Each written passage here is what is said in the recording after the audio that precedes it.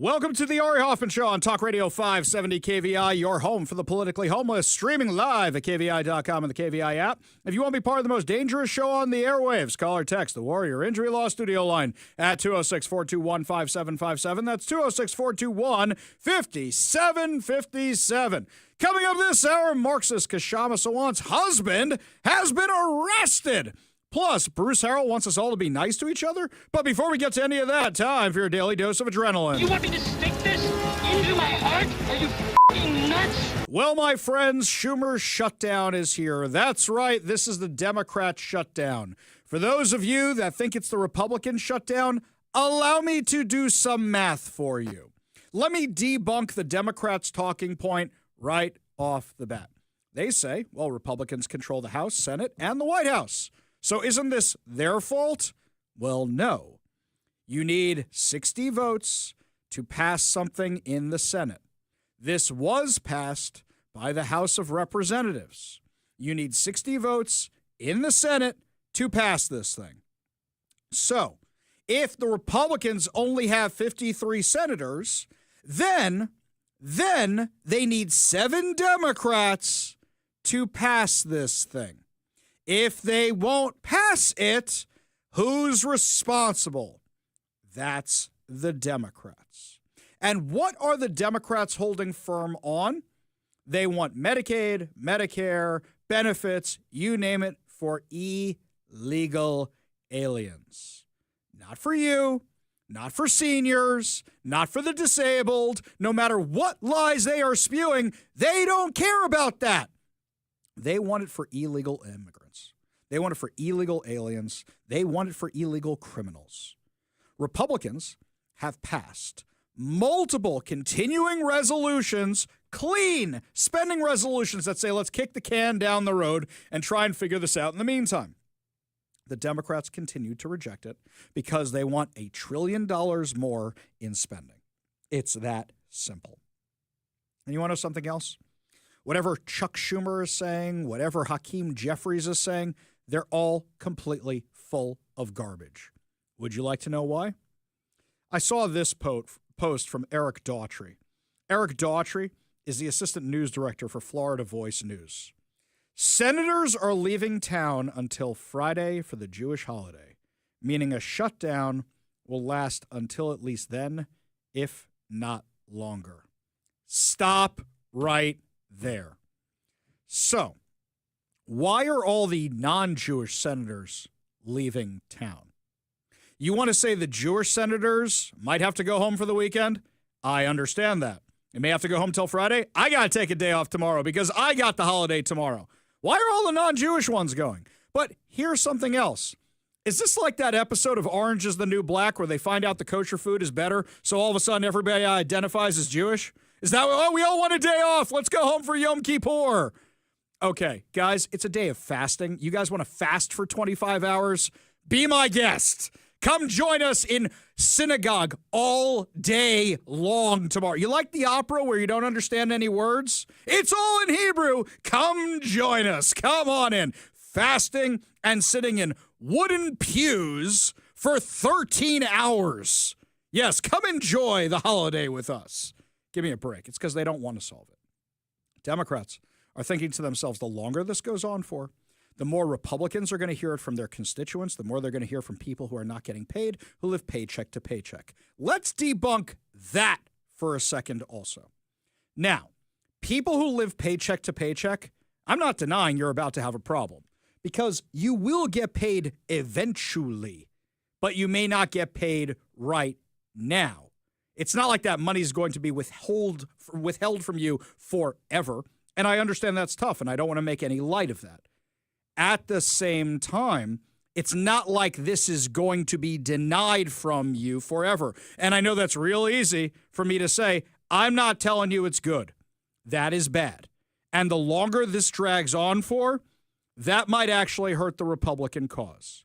But it was the working class that voted for Donald Trump because they said we are so busy getting screwed by having illegal aliens here who have more rights than us while our lives get more expensive, while we lose jobs. So the question is, which narrative is going to win? who will win the day. This is a Hail Mary by the Democrats. That's what it is.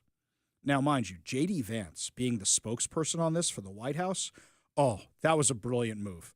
I got to say, if J.D. Vance maybe bones up a little bit on his foreign policy stuff, he'll be my new man crush. He'll be my new Ron DeSantis. I got some disagreements with him on foreign policy. But aside from that, I love everything about this guy. To which I say, welcome to the party, pal. Thank you. And by the way, I was a late joiner. I was definitely a late joiner. I was not so thrilled when they picked him as VP, and then I saw the debate, and I went, wow, this is why they picked him as VP. There's a few foreign policy debates I have with him. He's more of an isolationist, legit thing. No, I'm not saying he's anti-Semitic or nothing like that. No, I have some little quibbles with him. I would love to interview him one day. But J.D. Vance being the spokesperson for this, he is so eloquent and he is better than anybody who comes up there. What does Schumer always do when he's being interviewed? He talks like this. Page turn. And the Republicans are the devil. Page turn. And he's very exciting. And then you have discount Barack Obama. What happens when you order Barack Obama on Wish.com? Obama! Exactly. No, not Obama. You get Hakeem Jeffries, the sombrero-wearing man. You get him. Yeah, they can't compete with J.D. Vance. So, what did J.D. Vance say today in the press briefing room? We all understand that Democrats and Republicans have policy disagreements. The Democrats want to do things. Look, when Chuck Schumer and Hakeem Jeffries were in here a couple of days ago, they made some suggestions that the president was more than happy to say, yes, let's sit down and talk about how we can solve the health care crisis that we inherited from the Biden administration. But it's one thing to say that we should solve the health care crisis for Americans. It's another thing to say that we're going to shut down the government unless we give the Democrats every single thing that they want, which, as Caroline says, includes giving billions of dollars of taxpayer funding for health care for illegal migrants. That's ridiculous. You don't have policy disagreements that serve as the basis for a government shutdown. Let's have the conversation about how to fix American health care, about how to make health care more accessible. As the president showed, he's more than willing to act on behalf of the American people for this very reason. What you don't do is say, unless you do exactly what we want to do as congressional Democrats, we're taking a hostage. And the hostage, it turns out, is critical, essential services that the American people need. Caroline talked about some of it. Let me talk about some more. Our troops are not getting paid starting today because of the Chuck Schumer wing of the Democratic Party. We have people who require food assistance, low-income Americans who require food assistance, who will not get it unless we reopen the government, thanks to Chuck Schumer and his wing of the Democratic Party. We have flood insurance as we start hurricane season in the southeastern part of our country. That flood insurance is going to disappear because of Chuck Schumer and the far left of the Democratic Party. We need to reopen the government. Let's fix America's problems. Let's work together to solve them. But let's reopen the government before we have our negotiation about health care policy. That's what the American people demand, and that's certainly what the President of the United States wants. We haven't had a budget in years. Instead, it's always continuing resolution. This was Biden, this was Trump, this was Obama. We haven't had a budget in years because of this nonsense, which is why the debt and the deficit are out of control. Both parties are responsible for that. It's always, how close can we get to a shutdown or have a shutdown? And, okay, we'll pass the continuing resolution. We don't have a budget. Now, the Democrats are pushing back on this, saying, no, we don't want just health care for illegal aliens. So what they do, they all ran out of the Capitol yesterday to find the nearest reporter so they could all get on TV and all use this to their advantage. One reporter got a hold of Maxine Waters, who admitted it's all about the illegal aliens. Do Democrats want to prioritize the health care of illegal aliens over a government shutdown? Because if the government does shut down, American Excuse employees are going to me, be furloughed. stop it right there. We're not prioritizing. What we're doing is saying simply we want to keep the government open and we want to work with the Republicans and have a bipartisan agreement to keep this government open, and health care is at the top of our agenda. But are Democrats demanding health care for illegal aliens? Democrats are demanding health care for everybody. Health care for everybody. If you weren't demanding it for illegal aliens, You would have said, no, that isn't true. We want it for the union workers. We want it for the dock workers. We want it for the poor people. We want it for the homeless people. We want it so emergency rooms won't be. Whatever things they would, we want it for the elderly. That's what Democrats usually say.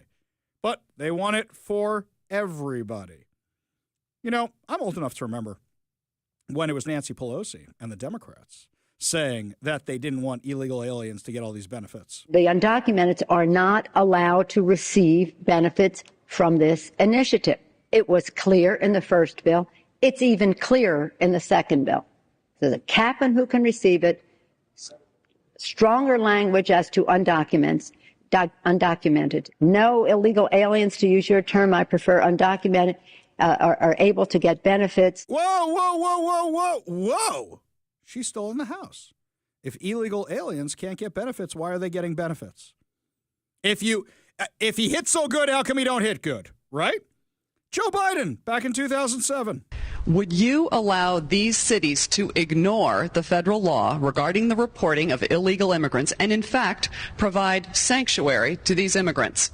The reason the cities ignore the federal law is the fact that there is no funding at the federal level to provide for the kind of enforcement at the federal level you need. Pick up the New York Times today. There's a city not far across the river from my state that imposed similar sanctions. And what they found out is, as a consequence of that, their city went in the dumps, in the dumpster. Stores started closing. Everything started to happen. And they changed the policy. Part of the problem is you have to have a federal government that can enforce laws. This administration has been fundamentally derelict in not funding any of the requirements that are needed even to enforce the existing law. So, Senator Biden, yes or no, would you allow the cities to ignore the federal law? No. Okay. Says the guy who opened the borders wide open and said, everybody come on in. Everybody come on in. By the way, when the Democrats say, well, the military isn't getting paid, you guys hated the military. You guys hate the military. When they say law enforcement isn't getting paid, you should say, wait a minute, you guys want to defund the police. You're doing it right now. But you know what your even better argument is? Your better argument is saying, if these people aren't getting paid, why are you still getting paid? Because guess what? Members of Congress still getting their checks, even though the air traffic controllers aren't, even though members of the military aren't, even though law enforcement members aren't, even though government workers aren't. Guess what? People in the federal government who are in Congress somehow managed to escape the shutdown. That's why it's a partial shutdown. Hey, Hakeem Jeffries, what do you say to that? So there's been several members of Congress that have asked bill payments be withheld if this shutdown extends. Do you advise Democratic members to do that, or is it up to them? Yeah, that's a question that every individual member is going to have to make on their own, as has always been the case in the past.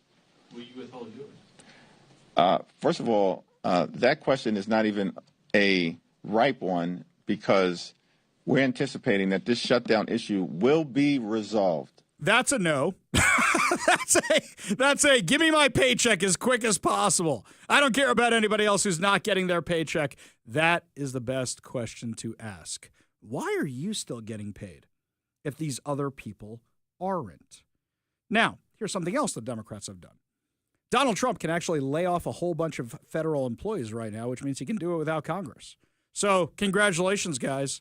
If the Republicans really wanted to, they could start laying people off right now. I got to say, the Democrats, they're just hoping for a miracle. They are hoping for a miracle. But you know what you got instead? You got J.D. Vance. And J.D. Vance is destroying every single one of their talking points. The entire Democratic Party, the political leadership, not every Democrat nationwide, but the political leadership of their party has got it into their heads that the only way to be compassionate is to be compassionate to illegal aliens rather than American citizens. If you go back to what Bill Clinton was saying, even Barack Obama in some cases, what he was saying about illegal immigration 10, 15, 20 years ago, you would put them on the MAGA right based purely on their rhetoric around illegal immigration. So I don't know why they've gone so far to the left. I think it's bad for the country. I think it's bad for them politically. But our our principle, all I can do is speak for the president that I serve and the country, the administration that I serve right now. We believe that the American people's government exists for the American people. That means the people who have the legal right to be here, and that's why we're fighting to reopen the government. And unfortunately, the Democrats are fighting to shut it down for the benefit of illegal aliens. Exactly right. Stick to the points, guys. Democrats are doing this for the illegal aliens. Anything else they say, they are lying. They are doing this to keep their voting base intact. Here's something else you should be asking. Why are you fighting this hard for illegal aliens and you're fighting all these policies that could help the working person, the average working American? Every single thing they do undercuts the unions. Why are the unions still supporting them when they're bringing in all the competition for unions? They want to pass all these minimum wage increases and then say to their friends, oh, bring in all the illegals so you don't have to pay them minimum wage.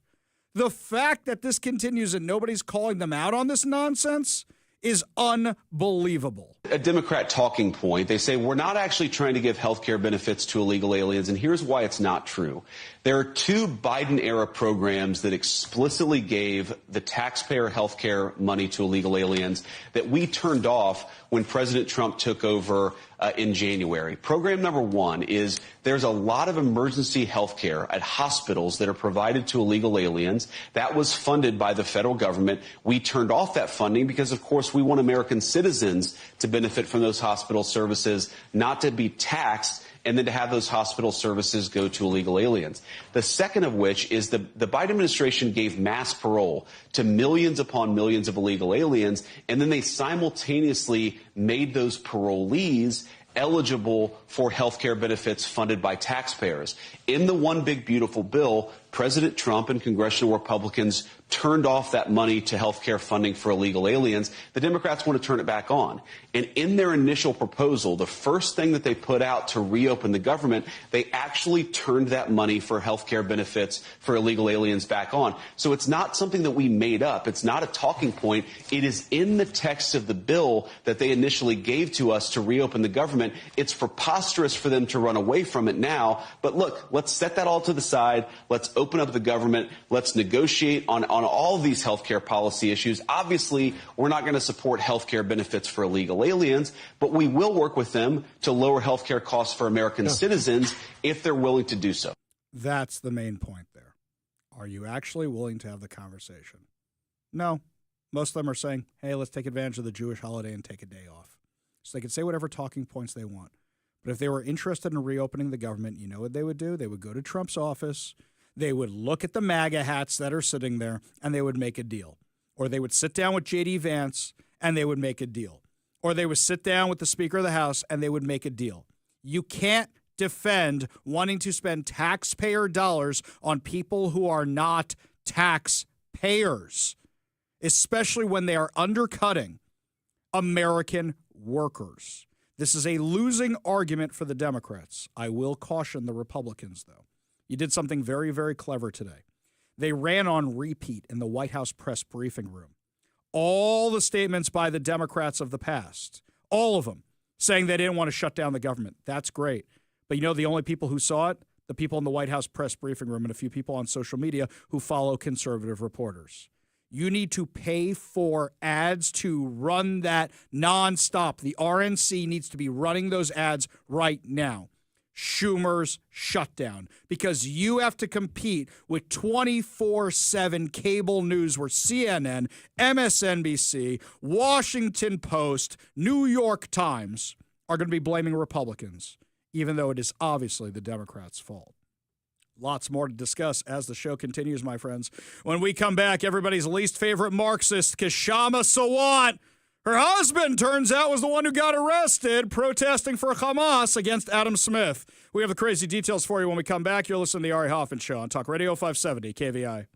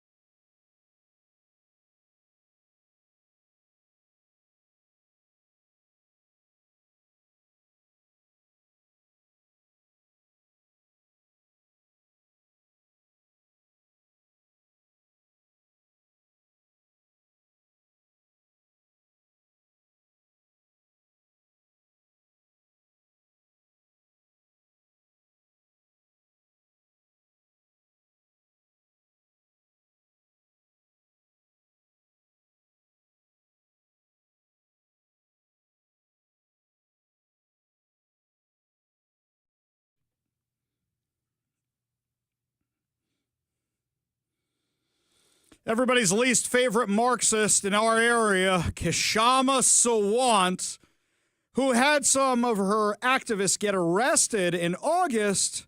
Como News found out some new details about who exactly was arrested.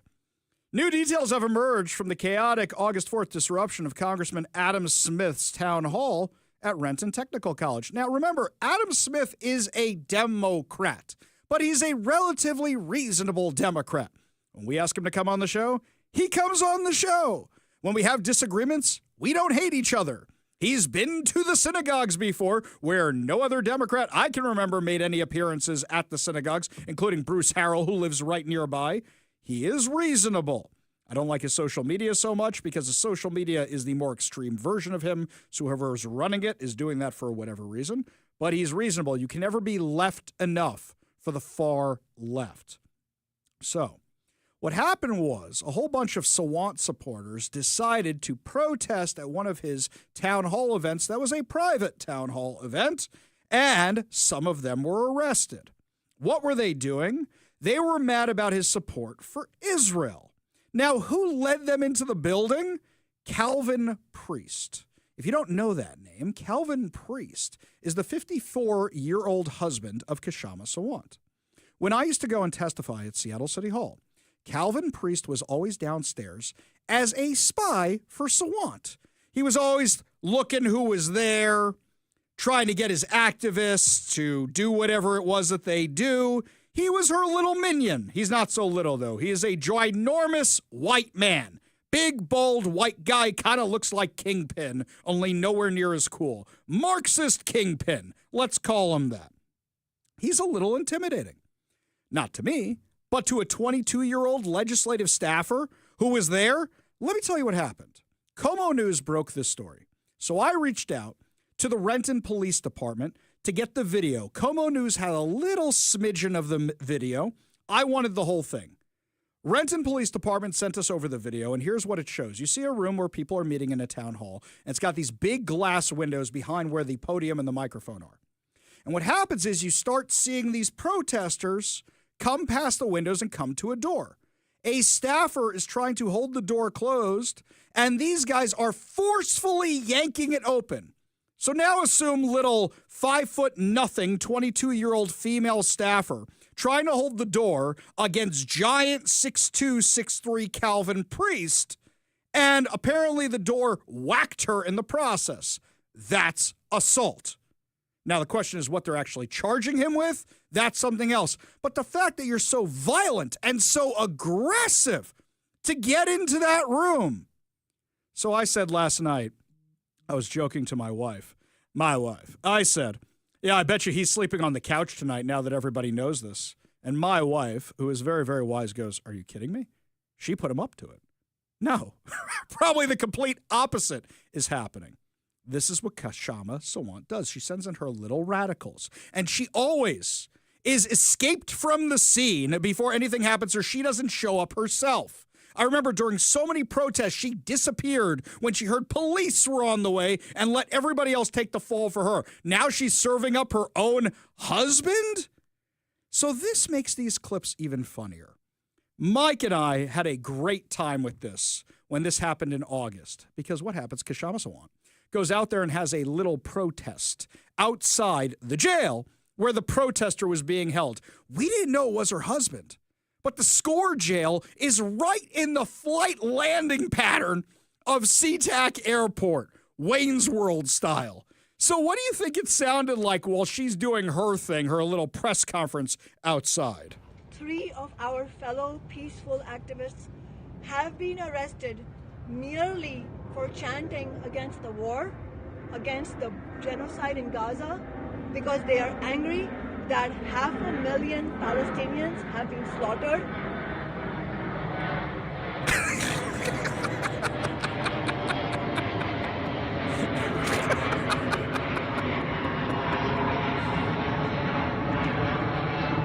Sorry, I have to keep pausing because this jail is very close to the airport. It's even funnier about that, when Mike and I were driving down together for one of the military Mondays, I'm not familiar with that part of town. So as we're driving by, Mike is showing me the finer points of SeaTac because traffic was terrible. And I was using that back route on 509, which now they're charging you for, which they built. And I forget which one of us goes, oh, that's the jail. Oh, that's the airport. Oh, my God, it's literally right next to the airport. It's not even like, oh, I didn't realize this was in the airport landing plan. The runway is right flipping there. So this is even funnier. And now that she's trying to get her husband out of jail, oh, this is amazing. This is just too good. We go to the Warrior Injury Law studio line, take a call from Leonard in Shoreline. Leonard, what's up, man? Oh, nothing much. You know, the question you asked earlier in the last segment regarding how these illegal immigrants are still getting benefits, I'll tell you. Well, they're still getting benefits via their false Social Security numbers since they don't have real ones. Well, actually, Leonard, that's not entirely accurate. They are getting real ones. Those are the ones we found. That's the bigger problem that we're having right now. Not that they're getting fake Social Security numbers, that they actually have real ones. Appreciate the call. Appreciate you being part of the show. You want to be part of the show, you give us a call or a text at 206-421-5757. Paul in North Seattle says over on the Warrior Injury Law text line, you literally just said far left. Go on Reddit Seattle. There is no far left. Most Seattle voters absolutely would not shed a tear if you were, oh man, okay, that's a little graphic. Meaning if I was taken out, I'm just saying. Yeah, you know what the problem is that when you look at social media, you assume that's everybody.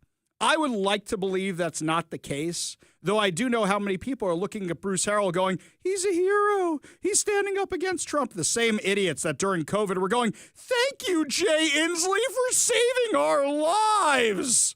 Insane. When we come back, my friends, more of your calls, more of your texts, plus, oh dear, there are some Republicans running for office and pick the absolute worst time to announce that they're running.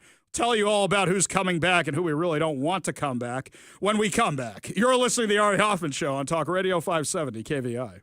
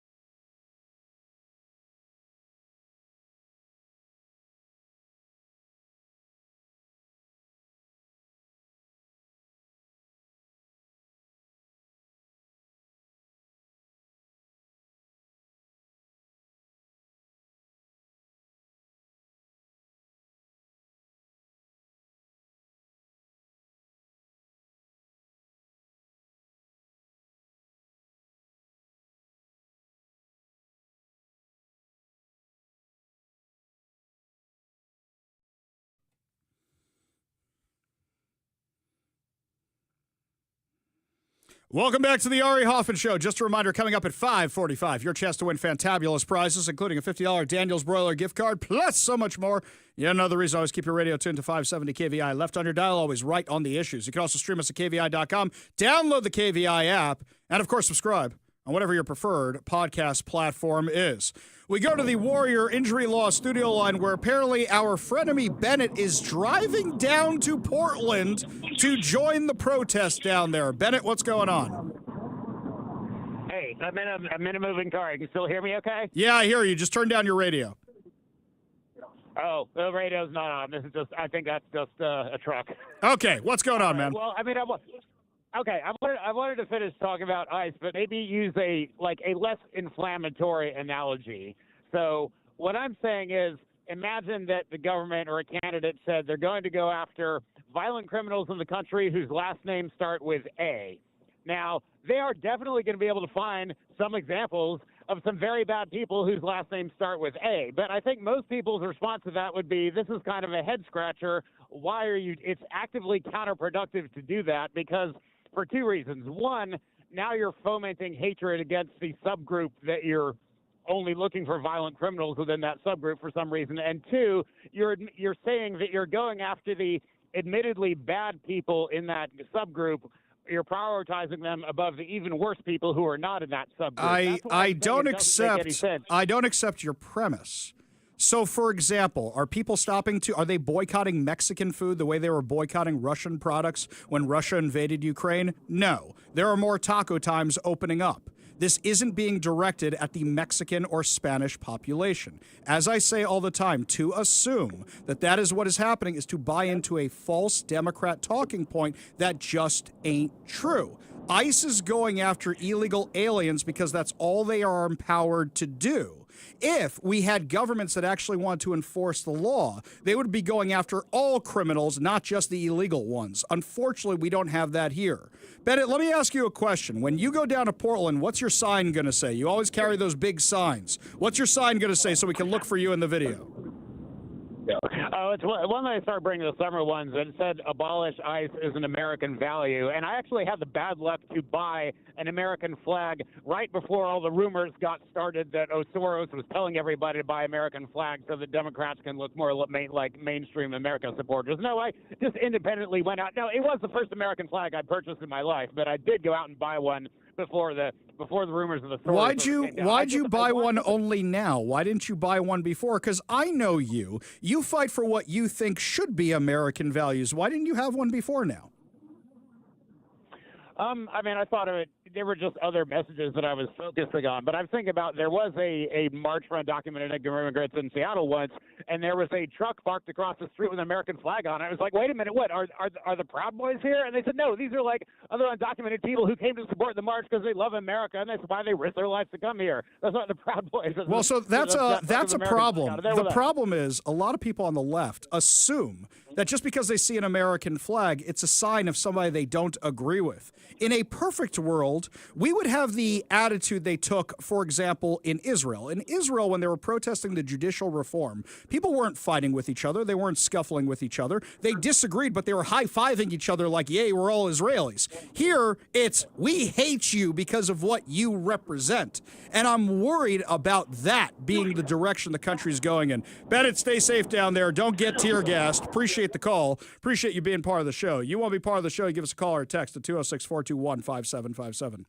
You know how you know this is Schumer's shutdown? Because CNN played this montage calling out the Democrats' hypocrisy. I was shocked that CNN played this. The question is, how much longer does CNN stick with the narrative that it's Schumer's shutdown? This is CNN. White House now accusing Democrats of being hypocritical. The West Wing put out this video of lawmakers talking about the last shutdown. To hold these people hostage instead of just letting them do their jobs, which they want to do while we work out our differences. So wrong. Shutdowns are not good for the economy. Shutdowns cost taxpayers billions of dollars per week. The longer that this shutdown goes on, the more Americans that will be affected. Critical services and our economy are being threatened with poison pill partisanship. Shutting down the government should not be a negotiating tactic. Hostage taking is all they have left. We'll get to our debate in just a moment. But first, joining me now is... What's to debate? I love that. What's to debate? The Democrats were against it before they were for it, before they were against it, before they were for it, whichever way the wind blows. Do you remember that old commercial with John Kerry? John Kerry was into windsurfing. And the RNC or the Bush campaign made a great commercial. It's John Kerry on a windsurfing board going one direction, showing that he flip-flopped. And then they show him going the other direction. It was great. And the tagline at the end was, John Kerry, whichever way the wind blows. Which was brilliant. One of the most brilliant ads I had ever seen. If Democrats didn't have double standards, they'd have no standards at all. Then there's this, AOC. That's right. One of the most brilliant members of the Democrat Party. Here's AOC's message to the GOP. And I saw some Republican members of Congress saying, oh, well, if we have this shutdown, it's because of AOC. Well, if that's the case, my office is open and you are free to walk in and negotiate with me directly. Because what I'm not going to do is tolerate 4 million uninsured Americans because Donald Trump decided one day that he wants to just make sure that kids are dying because they don't have access to insurance. Well, okay, enough. But let's start with this. Can we fact check this for a second? Let's just fact check this. AOC is not a member of the Senate. The House already approved this. You need 7 Democrats in the Senate. Talking to AOC about this accomplishes nothing.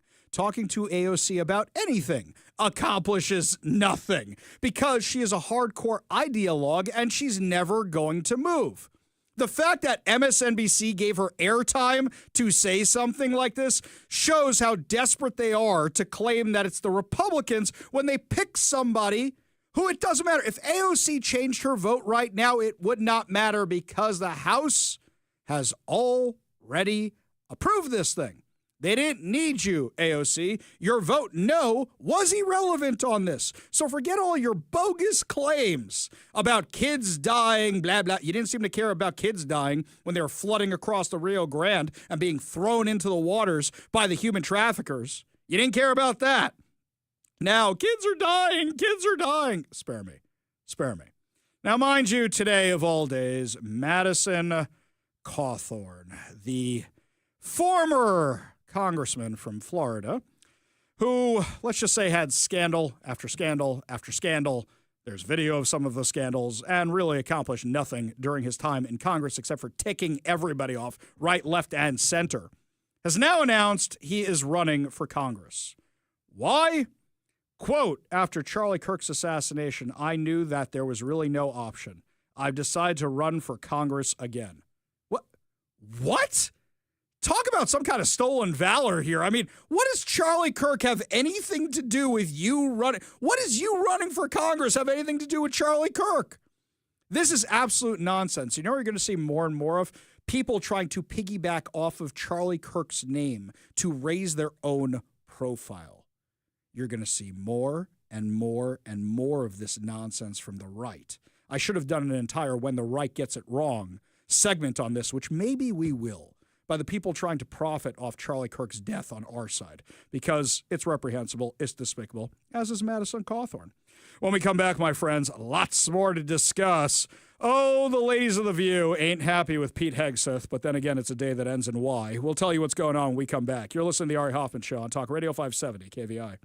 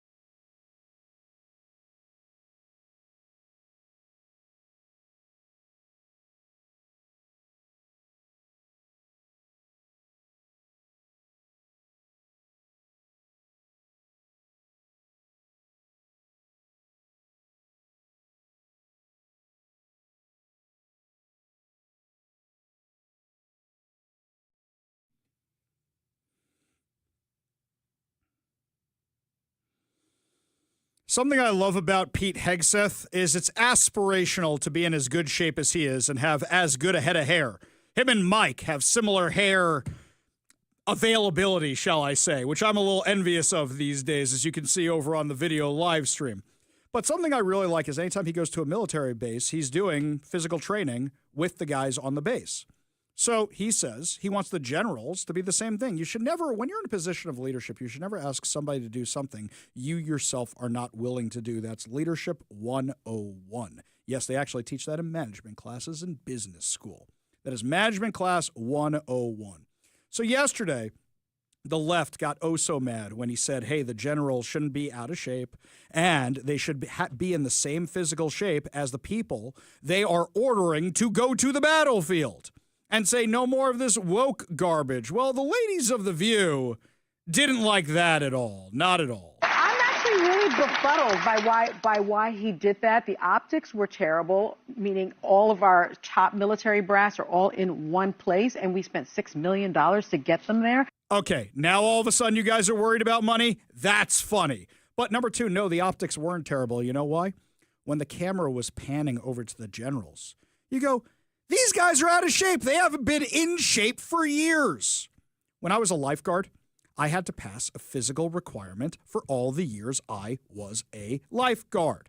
And guys who didn't pass didn't get to be a lifeguard because people's lives hang in the balance. We should definitely accept the same thing from our service members. That didn't make a lot of sense to me. It also didn't make a lot of sense to me that he was saying that he was going to toughen physical standards and review the anti-hazing policy by sort of implementing a hazing policy. Oh, stop with that. Oh, I'm sorry your drill sergeant yelled at you. I'm sorry they made you run a little bit. I'm sorry they lowered the standards to say you don't have to climb the rope and you don't have to climb the wall. And you don't have to be able to do any of the things we need in combat for you to be able to carry heavy loads, be able to carry fallen members, be able to climb walls, climb barricades, climb whatever. Tell me you don't understand the military without telling me you don't understand the military. And then also he said he was going to return to the highest male standard for combat positions because the troops were fat. Yeah. I don't understand how that was supposed to be an uplifting message for our military. It's not supposed to be an uplifting message. It's supposed to be you're out of shape. I got something like this from a doctor buddy of mine. I went to a doctor buddy of mine and I said, my knees are absolutely killing me these days. I think it's I'm getting old. And he looks me up and down and he just goes, no, you're fat. He just looked at me like that. And he said, for every pound you put on, that is 3 pounds on your joints. Imagine what you've done to your joints. He says to me, how many pounds overweight are you? And I said, 20. He goes, let me ask again. How many pounds overweight are you? And I said, 30. He goes, that is 90 extra pounds you are putting on your joints. Of course, your knees hurt. Stop drinking so much scotch and go on a diet. That's what he said. A little tough love. And I absolutely deserved it. Now, speaking of people who absolutely deserve things, President Trump has his fun on social media. We all love his fun on social media. It's entertaining. The left has no sense of humor whatsoever. Gavin Newsom's trying to do it, but he just can't pull it off. So what happens? President Trump posted an AI meme where you see Hakeem Jeffries and Chuck Schumer giving a press conference. And what they did was they put a sombrero and a mustache, a Raleigh Fingers kind of mustache, over on Hakeem Jeffries. And they had Chuck Schumer cussing and saying things he would never actually say. And the left went bonkers about this. Give a listen. Look, guys, there's no way to sugarcoat it. Nobody likes Democrats anymore. We have no voters left because of all of our woke trans bullshit. Not even black people want to vote for us anymore. Even Latinos hate us. So we need new voters. And if we give all these illegal aliens free health care, we might be able to get them on our side so they can vote for us. They can't even speak English, so they won't realize we're just a bunch of woke pieces of shit, at least for a while until they learn English and they realize they hate us too. Okay, the left lost their minds over this. Lost their minds. So Hakeem Jeffries goes on the media to say how terrible, how racist, how horrible this was. And the White House doubles down by putting him in a sombrero and having a mariachi band filled with Donald Trump's playing instruments behind him generated by AI in the middle of the interview. Disgusting video, and we're going to continue to make clear bigotry will get you nowhere. We are fighting to protect the health care of the American people in the face of an unprecedented Republican assault. Now, to be fair, the level of public discourse and debate isn't very high in the country right now, but it's still funny. A reporter asked J.D. Vance about this today during the White House press briefing. So the president's been posting some images of Leader Jeffries and Senator Schumer. I saw. Recently. You've said that you're interested in good faith negotiations with these leaders, but what message does that send? Is it helpful to post pictures of Leader Jeffries in a sombrero if you're trying to have good faith talks with him? Oh, I think it's funny. The president's joking, and we're having a good time. You can negotiate in good faith while also poking a little bit of fun at some of the absurdities of the Democrats' positions, and even, poking some fun at the absurdity of the Democrats themselves. I mean, I'll tell Hakeem Jeffries right now, I make this solemn promise to you that if you help us reopen the government, the sombrero memes will stop. And I've talked to the President of the United States about that. Now, that's it. I don't want the sombrero memes to stop, so I don't want the government to reopen. Now I'm mad at J.D. Vance. I want the sombrero memes to continue. You know what else is going to happen? As we continue our show, we've got some insane audio of people calling 911 on signature gatherers. And Turd Ferguson, there's a message from him, and he's not in state right now. We'll tell you what's going on when we come back. You're listening to the Ari Hoffman Show on Talk Radio 570 KVI.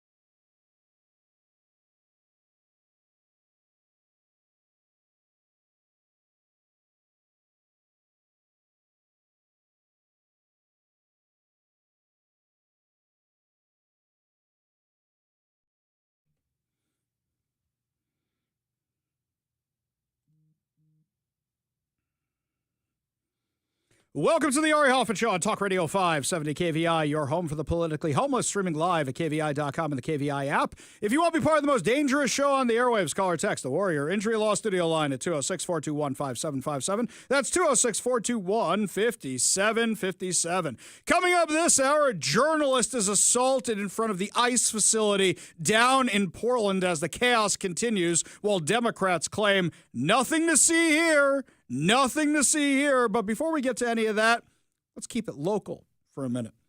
Bruce Harrell, who says the Trump administration is coming. Well, no, they're not actually coming. But if I say they're coming, then people will vote for me. Please, please, please, please, please vote for me and not the socialist. Yeah. He's out with a message before all the big games this weekend. You got the Sounders playing the Timbers. You got the Mariners in the playoffs. You got the Seahawks playing Tampa Bay. It's going to be a busy weekend. What is Bruce Harrell's advice? Get there early. Spend some money in the local places. Don't overdrink. Be safe. Be kind to visitors from different cities. It goes a long way toward our image of Seattle. Our image of Seattle. Mike, I drove past the stadiums today. Nothing has been cleaned up. Now, maybe they're planning something for Thursday or Friday, but it looks as bad as it usually does in the SoDo area, even with the Major League Baseball playoffs coming to town. So the image of Seattle, just be nice to everybody. Just be nice. Isn't that a nice sentiment? What am I supposed to do? Go on television and tell 10 million people they have to be nice to each other? Being miserable and treating other people like dirt is every New Yorker's God-given right. Maybe that's why I'm a little snarkier about that. Yes, of course you should be nice to people. We're not saying you shouldn't be. But you let Antifa lunatics run your city. You let Hamasniks take over your city. You do absolutely. You are literally, as you're telling everybody to be nice, you have been demonizing Republicans, demonizing conservatives, demonizing everybody in the Trump administration for what? So you can eke out a few more votes? That's what you want? If you want everybody to be nice, then put out the example of being nice. I mean, you may have seen Roadhouse, right? Just give that a go. That's what we're coming with here? Okay, fine, Bruce Harrell. We'll be nice while you criticize Donald Trump, while you criticize Republicans, while you criticize Christians, while you criticize everybody else. But sure, tell us to be nice. Yeah, that'll go a long, long way. Meanwhile, where's Bob Ferguson? We saw Proof of Life today. Proof of Life. He's been gone. We're not going to see him till October 6th, October 7th, I think is when he's due back in the state, something like that. Bob Ferguson is MIA, somehow still able to sign executive orders. Still haven't got an answer on that legal question. Seems to be a legal gray area. But Bob Ferguson pulled a Jay Inslee. He said, I want to look like a human being. So let me get my wife involved in this. Now, before I play the clip for you, I don't think that's the Bob Ferguson house, and I don't think that that is the governor's mansion. What he is sitting on looks like it is the decor in a hotel room. That's what it looks like to me. Cheap decor with no personality really, but looks a little vacation-y. You all know you have your own image in your mind of the last vacation you took and you go, okay, whatever you are picturing, that is correct. That's what's behind him. So you've got all this chaos happening down in Portland. You've got bad news economically here in Washington. You've got a government shutdown that could affect workers here in Washington. Bob Ferguson was noticeably absent from that fake press conference they did saying, the Trump is coming, the Trump is coming. So what did he have to say that was so important today? Hola todos. I'm Governor Bob Ferguson. Y yo soy Primera Dama Colleen Ferguson. We want to take a moment to say Happy Hispanic Heritage Month. Washington es el hogar de más de 1 millón de residentes hispanos y latinos, quienes son parte integral del tejado social de nuestro estado. As we honor Hispanic Heritage Month with you, we want to reaffirm our commitment to important values as a state: diversity, equity, and inclusion. Estos son tiempos difíciles y es más importante que nunca apoyarnos en estos valores. Earlier this month, I signed a proclamation declaring the week of September 14th Mexican Independence Week. Esa proclamación honra a la comunidad hispana y latina y nuestras relaciones con México y América Latina. We're very proud to celebrate our shared history and community throughout this important month. Muchas gracias. Disfruten las celebraciones. I'm very happy you took high school Spanish, but really? Really? That's what you got going? That is what was so important. These knuckleheads sound like your white couple friends who say gracias to the waiter at Azteca when they refill your chips and margarita. No, you know what they remind me of? Or like they put a little bit of accent when they order the fajitas. Okay, so it reminds me of two things. One, it reminds me of that skit that, what's his name on Saturday Night Live? The guy who did the whole skit on Major League Baseball, and whenever a Dominican player comes up to bat. Oh, that was so funny when he's like, all of a sudden, this white announcer who's like, now batting, Joe Smith goes, and now Yolanda Van, right? That reminds me of that. All of a sudden we have an accent, but you know what it really reminds me of? Remember when Ron DeSantis sent the illegal aliens to Martha's Vineyard? And you remember when they said, we're going to take care of them? Quick, get them all on a bus and get them out of here. And they're all waving goodbye. Hola, hola, or whatever it is that they're saying. I don't speak Spanish. I don't pretend to speak Spanish, right? Adios, adios, as they're all leaving. You can tell my Spanish is as bad as her Spanish, right? So they're all saying that as they leave. Get out of our town. Thank you for coming. Yay, bye-bye now. Oh, so tone deaf.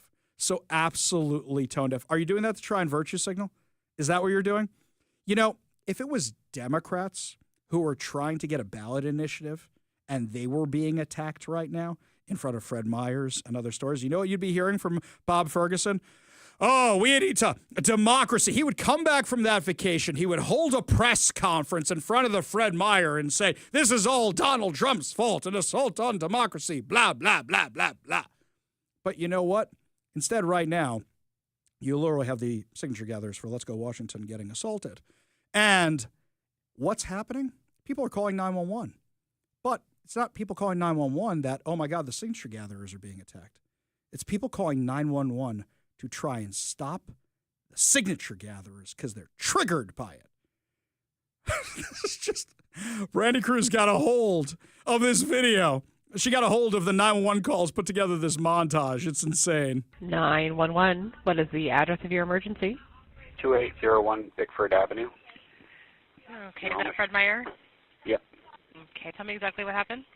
I have a man outside my home entrance on the south entrance that is refusing to leave the property. I've already asked him 3 times and told him he's trespassing on Fred Meyer property. Okay.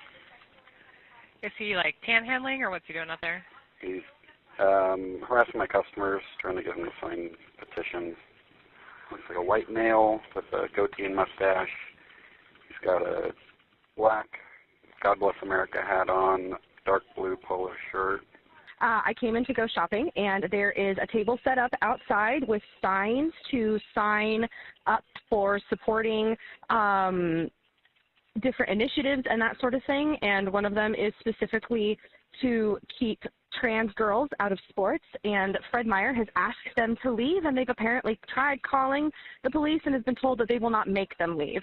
And so I'm calling to report it because it's absolutely ridiculous, and they should not be out there, especially if they've been told to leave. It's political, and they shouldn't be trying to put all of this stuff out in front of kids, especially when they're specifically having signs up that say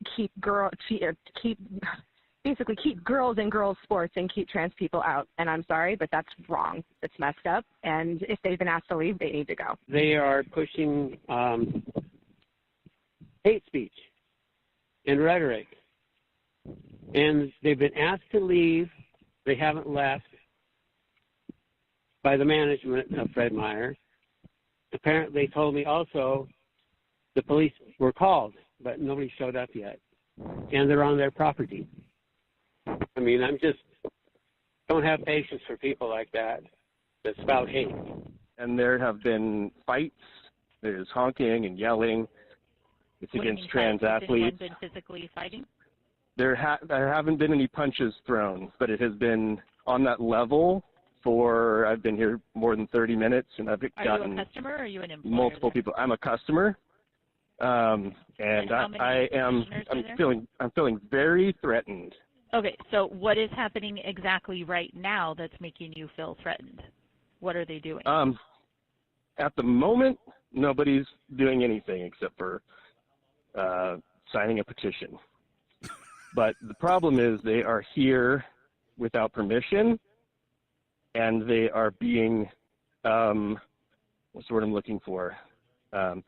They're taking a very strong political stance that's very divisive, and it's causing people to feel very threatened and uncomfortable.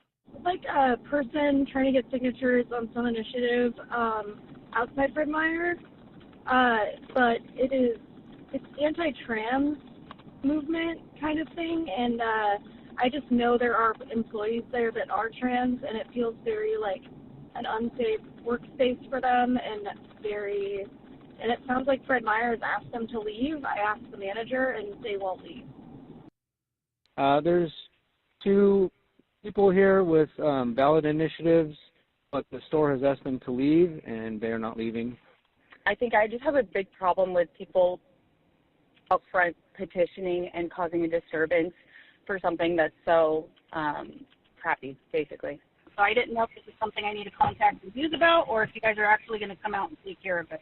He's not acting aggressive at all, but what he is doing is hate against trans people. And so that's what the signatures are for. What a bunch of snowflakes. Can we go over what the initiatives are for again? To keep men out of girls' sports, and so parents have the right to know what is being taught to their children in schools. That is it. See, it's not that the Democrats want to defund the police. They want the police. They just want the police to do what they want them to do. Talk about authoritarianism. That's what that is. They don't want to defund the police. They want their own kind of police. You know, a lot of my friends tell me who are in police departments across the country in blue cities, including Seattle, they say, Ari, they wanted the right kind of police. People who are woke like them. That's what they wanted. Like that Portland police chief who, it's only 1 block where the rioting's happening. It's only 1 block. That's what they want. They want a police department which does their bidding. Remember, these are the same people who want to have a ministry of truth that would police your speech. It's hate speech. It's triggering. Guys, we have the First Amendment. Don't tell me about subverting democracy or subverting the Constitution or lighting the Constitution on fire when you're trying to shut down the democratic process. Oh, absolutely insane. Absolutely, absolutely, absolutely insane. We go to the Warrior Injury Law studio line. Take a call from Johnny in Mill Creek. Johnny, what's going on, man? Johnny, are you there? Music. Hey, lost you there. Johnny, start again. I didn't hear the first part of what you said. Hey, Mike promised me the newsflash music. You want the breaking news music? If Mike promised it, you can have it. All right, hang on. Let me give you the correct intro here, Johnny. Now, joining us with breaking news on the Warrior Injury Law studio line, Johnny from Mill Creek, breaking some news for you right now. Talk Radio 570 KVI, breaking news on the Ari Hoffman Show. All right, Johnny, what do you got for us, man? As of today, October 1st, 2025, Washington State has implemented a major expansion of this retail sales tax under ESSB 5814, impacting over 90,000 businesses statewide. And when Bob Ferguson says Trump is causing inflation, he's lying. It's his largest increase in taxes in Washington State history, and the Climate Act.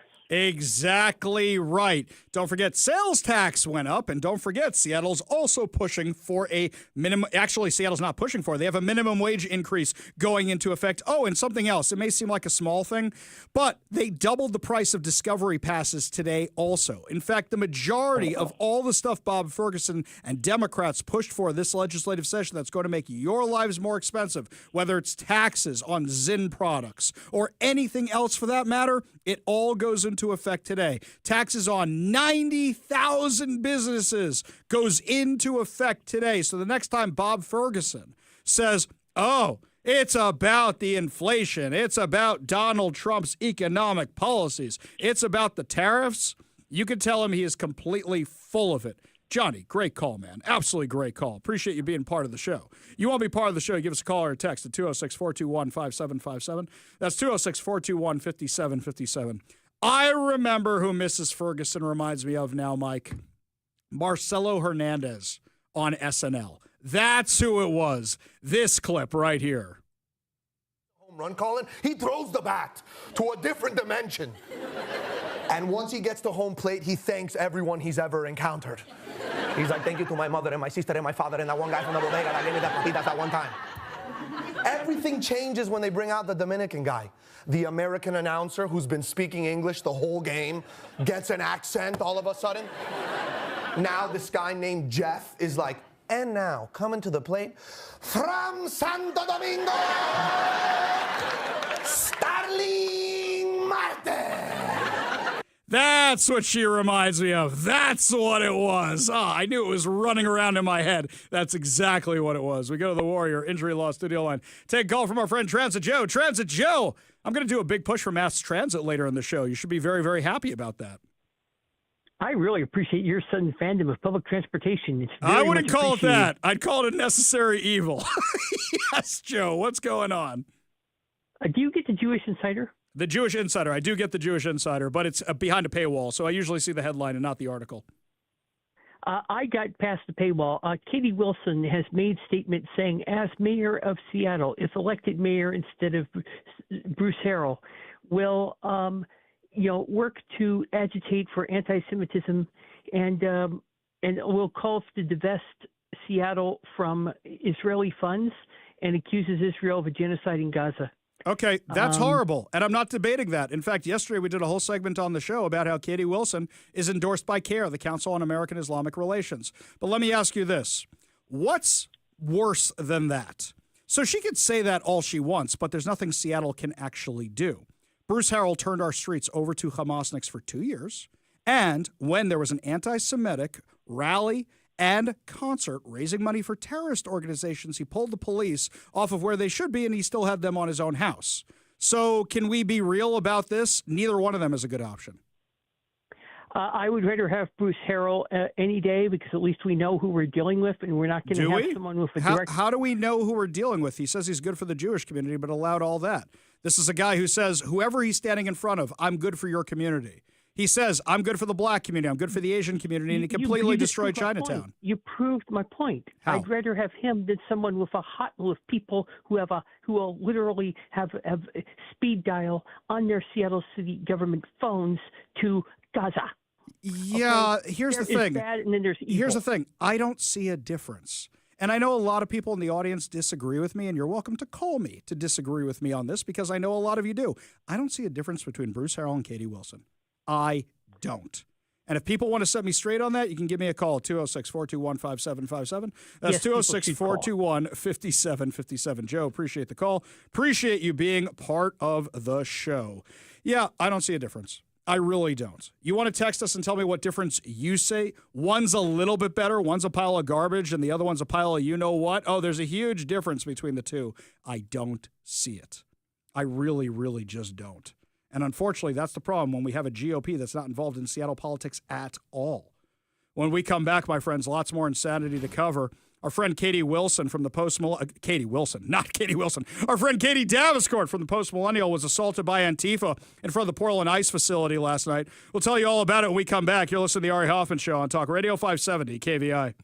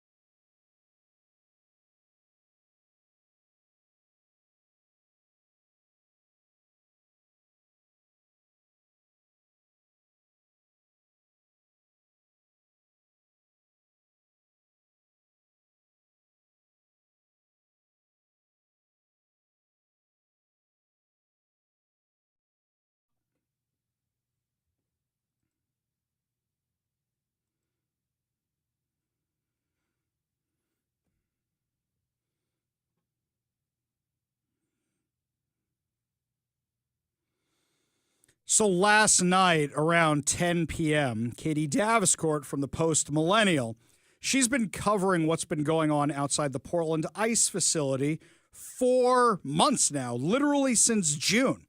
She's been out there. What are we at, 100 nights? More than 100 nights at this point? June, July, August, September. September's over. Now we're in October. Yeah, I think we might be closer to 110 nights. I have to do an exact count on it.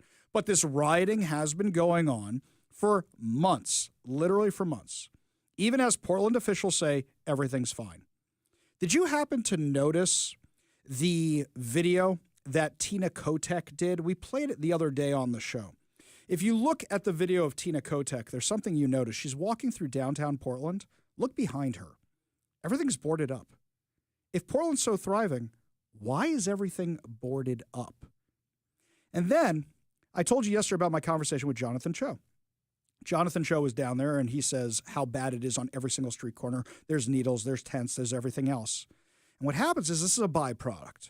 Portland's worse than us, by the way, in terms of this stuff. You see it on the freeways. You see it everywhere. Here, it's specific areas and surprise areas. We know 3rd Avenue is a disaster, but it could crop up anywhere. You should see Rainier Avenue these days. My God. So what happens is when the homeless move in, businesses move out. They get tired of being broken into. When I went up to Vancouver to see all the injection sites, all the businesses were boarded up. The businesses that weren't boarded up had nothing on the shelves because they didn't want anything stolen anymore. That's how bad it was. Behind Tina Kotek, when she's out there hand in hand walking with her wife, girlfriend, I don't know who that person is. But when she's doing that, behind them, every business is boarded up. So now you've got the Portland ICE facility. Night after night, for 4 months, you've had ongoing riots. Katie Daviscourt has been one of the few independent journalists who's been out there covering it. The mainstream media has not been anywhere to be found. Katie had a great post on social media yesterday.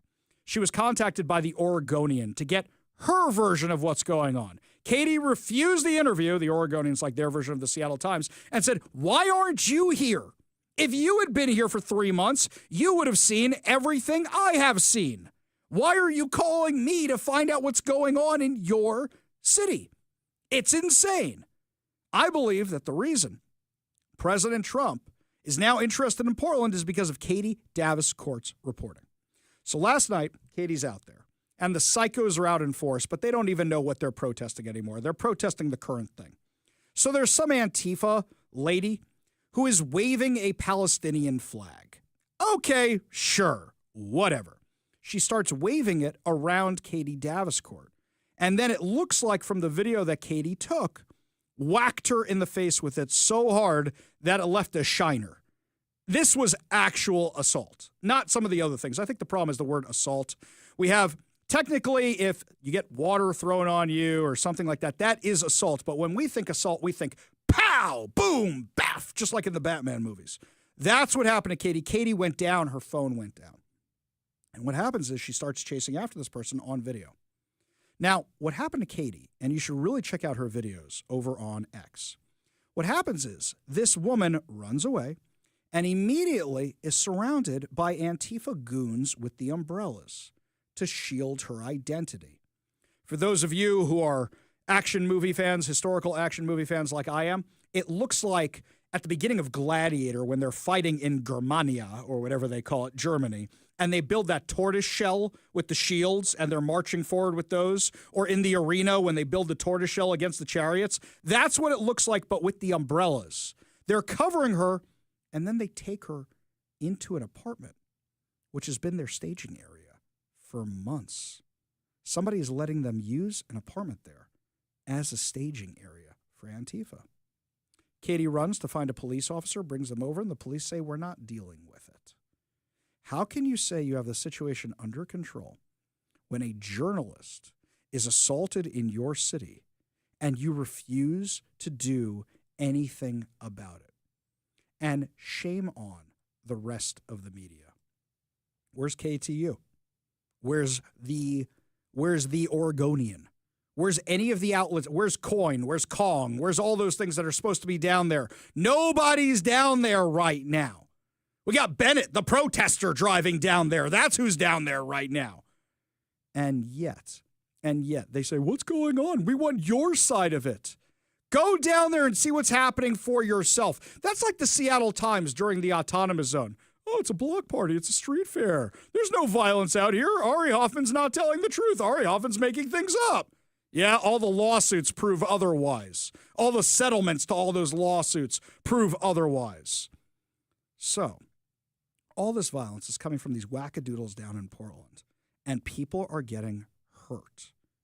I would say Katie might even have a cause of action against the Portland Police Department. She might actually have one right now for not doing anything. Their job is to keep the streets safe.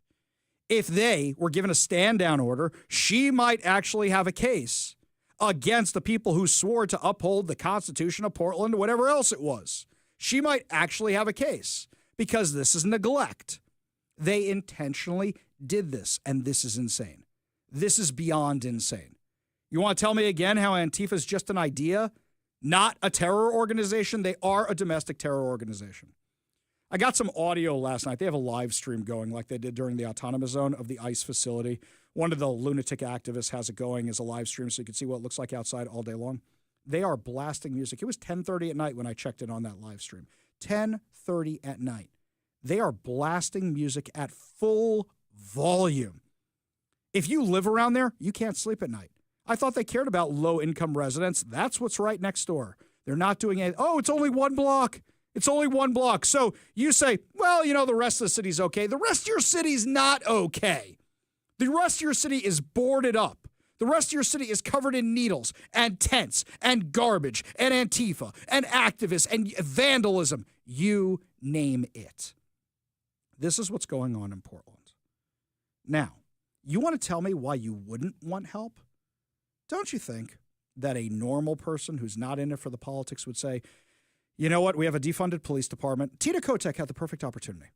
She was a new governor after all that insanity. She came in afterwards. She could have said, you know what, things are worse than I expected. We could use a little help. Could use a little help. Maybe bring in the National Guard, maybe hire more police officers. No, she decided to double down on this insanity. And it's only gotten worse. It's only gotten worse. It's beyond crazy how gone Portland is. And Portland wasn't that nice to begin with. This is a place where they spent 2020. They had 120 consecutive nights of rioting. We're going to beat that. We're going to beat that, Mike. You know why? Trump just started his term. That was at the end of his first term, right?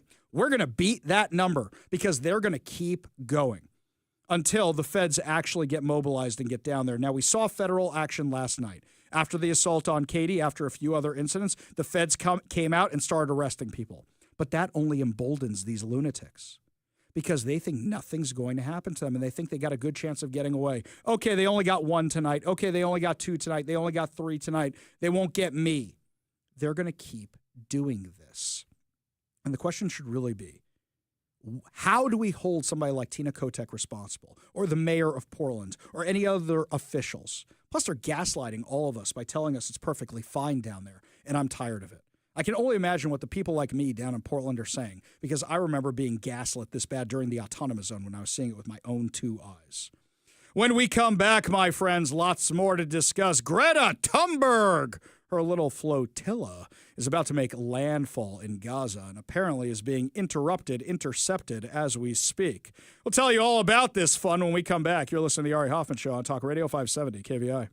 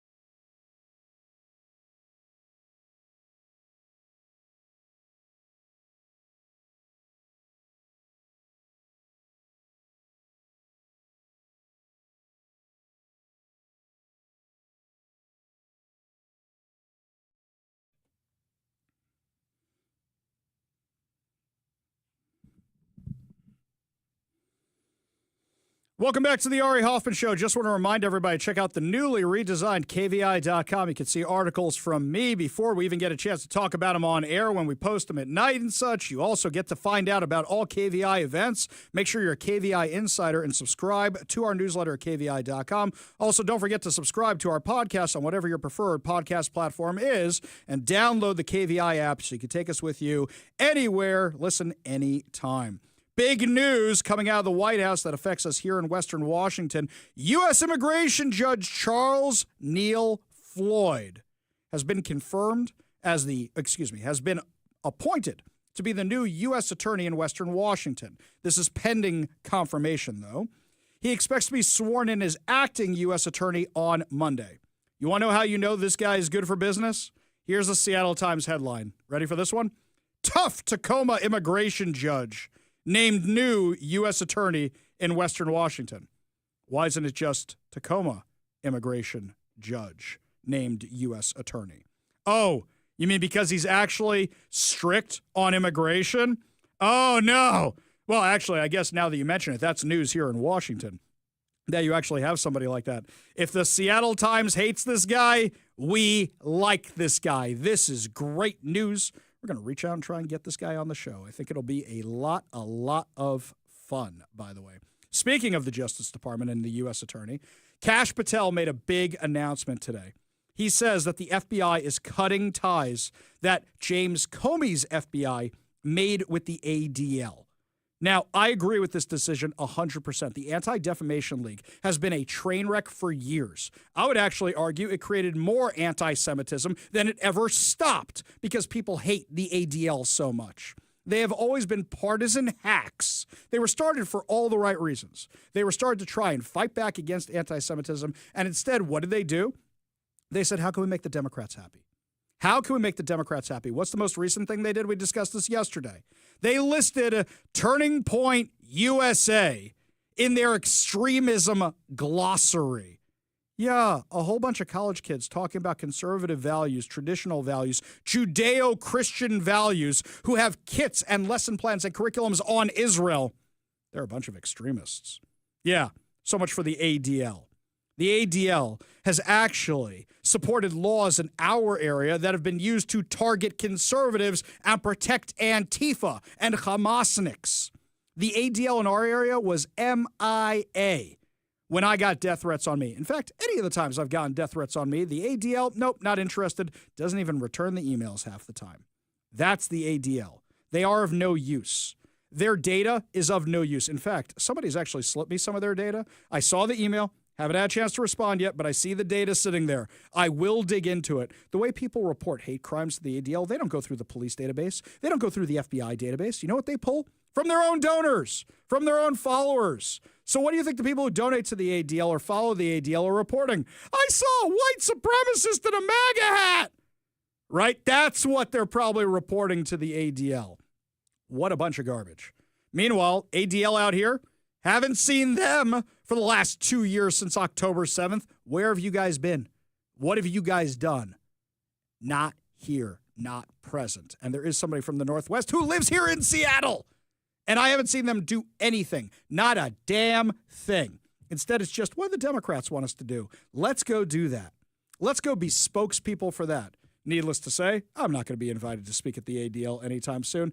That's fine. That's fine by me. You want to invite me to speak at your function, email me, ari@kvi.com. That's ari@kvi.com. So as we speak, Greta Thunberg. I just can't. Okay, let me back up a second here and fill you in on what's going on. So for the past few weeks, Greta Thunberg and her crew of Hamas supporters loaded up the sailboat flotilla, another one. Yeah, it's not the same story. Exactly. It's a different story. They're doing this again, my friends. That's right. So what happens? They got their boats. They got their boats, and they got their flotilla, and they claim they're bringing aid to Gaza. Another one. Exactly. Another one. Another one. It's basically... I got there eventually. That's okay. It's basically the selfie flotilla. That's what it is. The selfie flotilla. So what happens? You see all these people in drum circles and all taking pictures of themselves dancing. Let's go to Gaza. You know, ironically, it was a whole bunch of people that were dancing at the Nova Festival that were massacred by Hamas. You know what they would do to you in Gaza, you lunatics? Israel's saving your lives by stopping you from going in there. So what happens? They start detaining boats because they finally reached Gaza. There's a blockade on the terrorist enclave. And I think Greta Thunberg just did this so she could meet an Israeli soldier again. Like every other Jewish girl who goes on an Israel trip for the summer or anything else. I want to meet a cute Israeli soldier. I think that's why she's doing this. So Greta Thunberg and her crew are getting detained as we speak. In fact, there's a tracker. There's a flotilla tracker for the global movement to Gaza. Yeah, 9 out of the 44 flotilla boats have been boarded by the IDF, and people are detained. The other 35 are just floating out there, waiting to be boarded on the live stream. That's what they want. It's the selfie cruise. They didn't actually expect to accomplish anything. They just want to say, we took on Israel and we survived. Great. So they'll cram you in the back of the airplane and ship you back to wherever you came from like they did last time with Greta. This is nonsense. You guys really want to do something? You know there's a peace deal on the table? A peace deal has been offered by President Trump. Where's all the ceasefire now, people? I noticed they're awfully quiet all of a sudden. I was really hoping that deal was going to be signed before the flotilla got there and said you guys are complete waste of time. You know what else they're doing, by the way? This is interesting. They have packed up the aid, which isn't aid, by the way, into these floating plastic water bottles, and they're throwing them overboard so that maybe they'll float to Gaza like messages in a bottle. Wait. I thought you were the climate change activists. You want to stop climate change from polluting the oceans, but you're throwing plastic into the ocean with other stuff. This makes perfect sense. This is liberal logic on full display. Yes. So here's Greta. Greta floating to Gaza. Isn't this incredible? Isn't this special? Isn't this wonderful? It's all performative. It's all performative garbage. Personally, I think what they should do, I think they should leave them in Gaza. I think they should just take their boats. I think they should leave them in Gaza and go, have fun, guys. Good luck to you. That's it. No more free El Al flights for you. If I get a free El Al flight, I'll take the flotilla to Gaza. Ugh, absolute insanity. But this is the left, my friends. This is the insanity. This is who Chuck Schumer and crew are trying to keep happy by keeping the government shut down. These kind of lunatics. When we come back, my friends, lots more to discuss, including how many streaming subscribers did Disney Plus lose after suspending Jimmy Kimmel? We'll give you the details when we come back. You're listening to the Ari Hoffman Show on Talk Radio 570 KVI.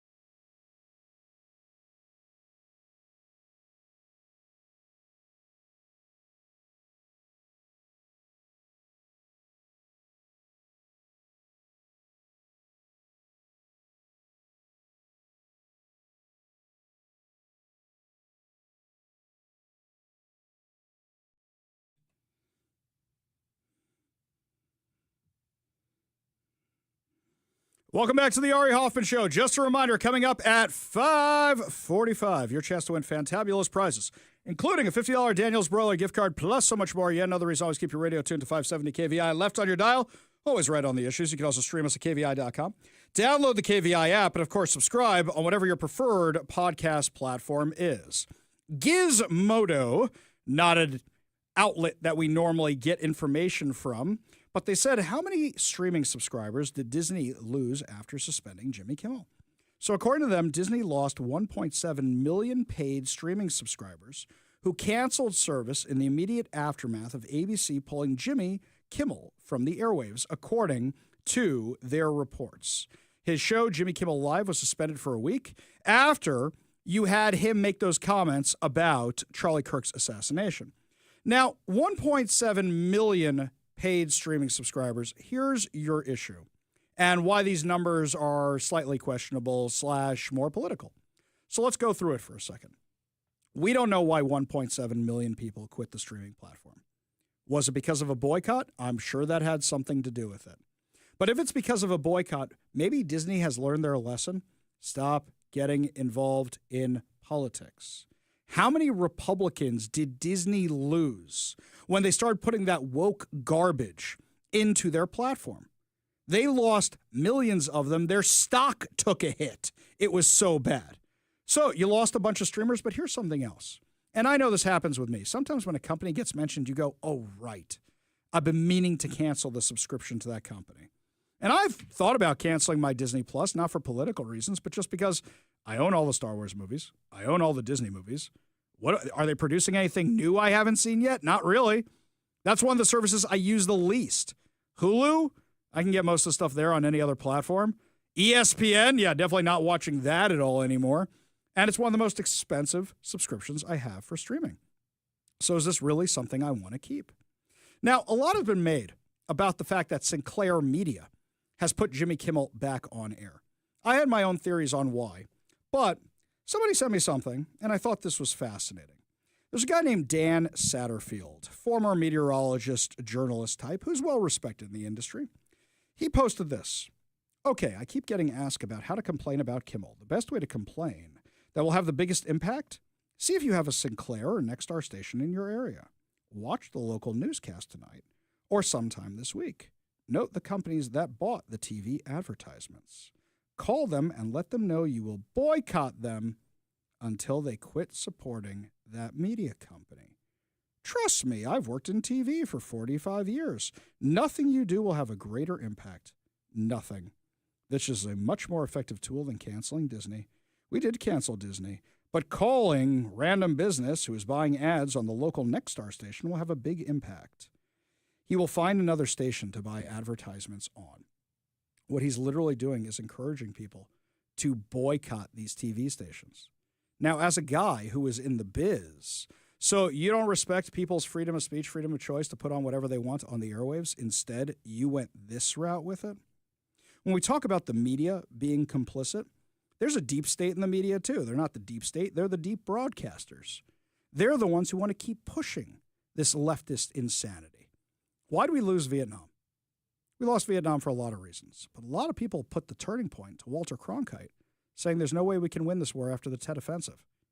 A lot of people put it towards that for having embedded reporters who, in their excitement to show what was going on in war, a lot of people hadn't seen war before.